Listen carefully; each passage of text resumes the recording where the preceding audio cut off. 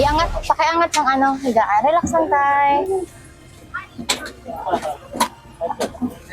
Nahihilo ka tay? Nahihilo? Sige po, higa ka. Paangat ko lang ba? Ano, check ang vital sign.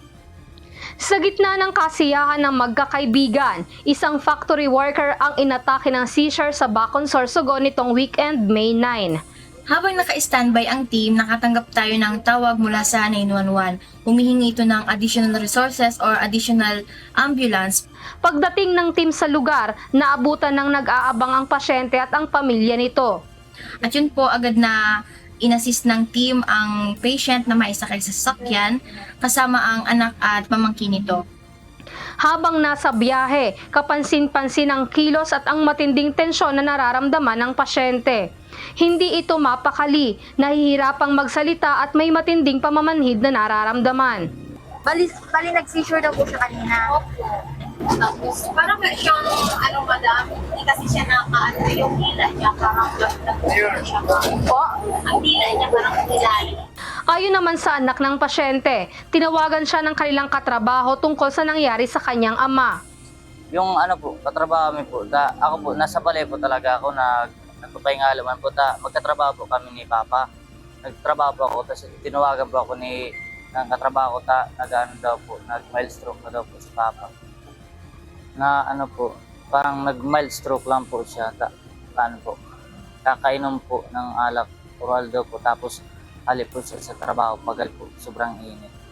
Ang hanap buhay ng mag-ama ay kapwa manggagawa sa isang factory ng pili product sa probinsya. Samantala, habang nasa biyahe, patuloy na binabantayan ng team ang vital signs ng pasyente hanggang sa maihatid ito sa Sorsogon Provincial Hospital para sa karagdagang atensyong medikal. Sa'yo, yung sobrang sakit. Anong sobrang sakit?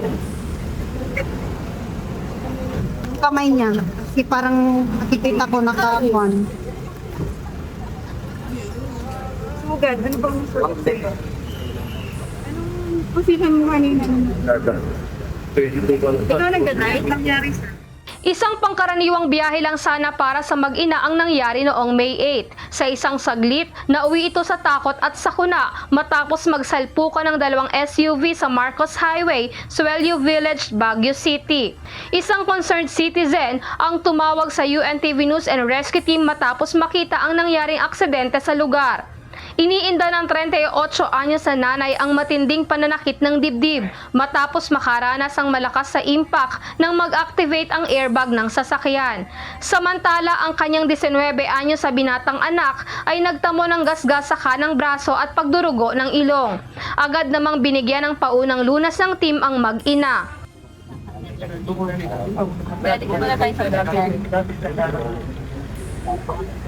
Pero lalagyan ko pa din ito.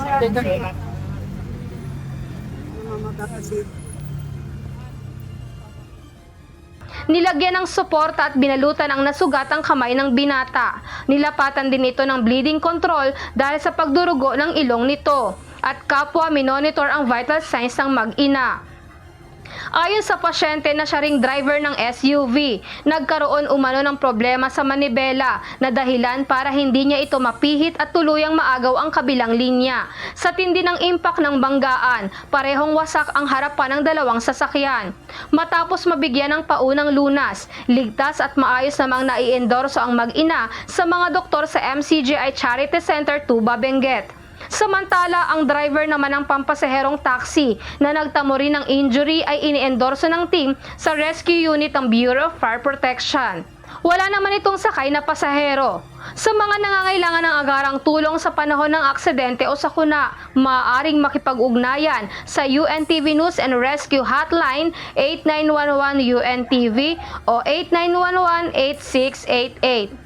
Lizel Nael, UNTV News and Rescue. Diyos ang aming sandigan, serbisyo publiko ang aming pinahahalagahan.